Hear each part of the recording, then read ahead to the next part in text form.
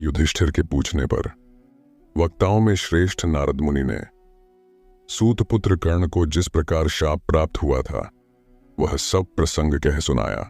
नारद जी ने कहा, भरत नंदन, तुम जैसा कह रहे हो ठीक ऐसी ही बात है। वास्तव में कर्ण और अर्जुन के लिए युद्ध में कुछ भी असाध्य नहीं हो सकता था। यह देवताओं की गुप्त बात है जिसको मैं तुम्हें बता रहा हूं। पूर्व काल के इस यथावत वृत्तांत को तुम ध्यान देकर सुनो। एक समय देवताओं ने यह विचार किया कि कौन सा ऐसा उपाय हो जिससे भूमंडल का सारा क्षत्रिय समुदाय शस्त्रों के आघात से पवित्र हो स्वर्गलोक में पहुंच जाए। ये सोचकर उन्होंने सूर्य द्वारा कुमारी कुंती के गर्भ से एक तेजस्वी बालक उत्पन्न कराया जो संघर्ष का जनक हुआ। वही तेजस्वी बालक सूतपुत्र के रूप में प्रसिद्ध हुआ। उसने अंगिरा गोत्रीय ब्राह्मणों में श्रेष्ठ गुरु द्रोणाचार्य से धनुर्वेद की शिक्षा प्राप्त की। वह भीमसेन का बल, अर्जुन की फुर्ती, आपकी बुद्धि, नकुल और सहदेव की विनय, गांडीवधारी अर्जुन की श्री कृष्ण के साथ बचपन में ही मित्रता तथा पांडवों पर प्रजा का अनुराग देखकर चिंतामग्न हो जलता रहता था। इसीलिए उसने बाल्यावस्था में ही राजा दुर्योधन के साथ मित्रता स्थापित कर ली और दैव की प्रेरणा से तथा स्वभाववश भी वह आप लोगों के साथ सदा द्वेष रखने लगा। एक दिन अर्जुन को धनुर्वेद में अधिक शक्तिशाली देख कर्ण ने एकांत में द्रोणाचार्य के पास जाकर कहा, गुरुदेव, मैं ब्रह्मास्त्र को छोड़ने और लौटाने के रहस्य सहित जानना चाहता हूं। मेरी इच्छा है कि मैं अर्जुन के साथ युद्ध करूं। निश्चय ही आपका सभी शिष्यों और पुत्र पर बराबर स्नेह है। आपकी कृपा से विद्वान पुरुष यह न कहें कि यह सभी अस्त्रों का ज्ञाता नहीं है। कर्ण के ऐसा कहने पर द्रोणाचार्य कर्ण की दुष्टता को समझकर उससे बोले, वत्स, ब्रह्मास्त्र को ठीक ठीक ब्रह्मचर्य व्रत का पालन करने वाला ब्राह्मण जान सकता है अथवा तपस्वी क्षत्रिय।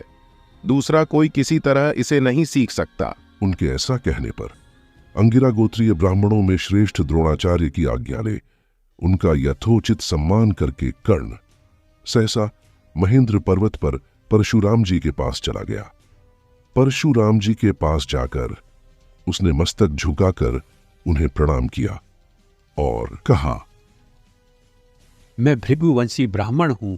ऐसा कहकर उसने गुरुभाव से उनकी शरण ली। परशुराम जी ने गोत्रादि सारी बातें पूछकर उसे शिष्य भाव से स्वीकार कर लिया और कहा, वत्स, तुम यहां रहो, तुम्हारा स्वागत है। ऐसा कहकर वे मुनि उस पर बहुत प्रसन्न हुए।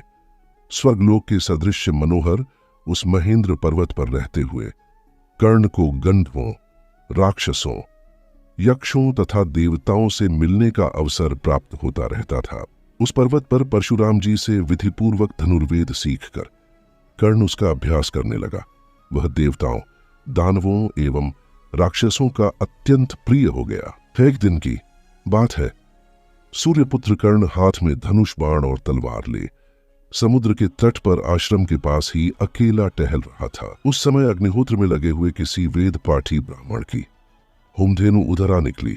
उसने अनजाने में उस धेनु को हिंसक जीव समझकर अकस्मात मार डाला। अनजाने में यह अपराध बन गया है। ऐसा समझकर कर्ण ने ब्राह्मण को सारा हाल बता दिया और उसे प्रसन्न करते हुए इस प्रकार कहा, भगवान, मैंने अनजाने में आपकी गाय मार डाली है, अतः आप मेरा यह अपराध क्षमा करके मुझ पर कृपा कीजिए। कर्ण ने इस बात को बार बार दोहराया। ब्राह्मण उसकी बात सुनते ही कुपित हो उठा और कठोर वाणी द्वारा उसे डांटता हुआ सा बोला, दुराचारी, तू मार डालने योग्य है। दुर्मते, तू अपने इस पाप का फल प्राप्त कर ले। पापी, तू जिसके साथ सदा ईर्ष्या रखता है और जिसे परास्त करने के लिए निरंतर चेष्टा करता है, उसके साथ युद्ध करते हुए तेरे रथ के पहिए को धरती निगल जाएगी।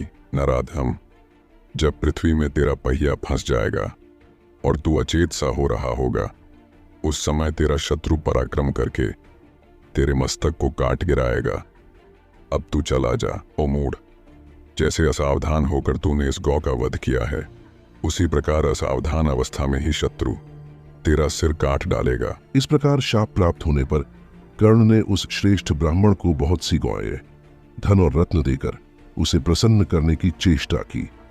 तब उसने फिर इस प्रकार उत्तर दिया, सारा संसार आ जाए तो भी कोई मेरी बात को झूठी नहीं कर सकता। तू यहां से जा या खड़ा रह, अथवा तुझे जो कुछ करना हो वह कर ले। ब्राह्मण के ऐसा कहने पर कर्ण को बड़ा भय हुआ। उसने दीनतावश सिर झुका लिया।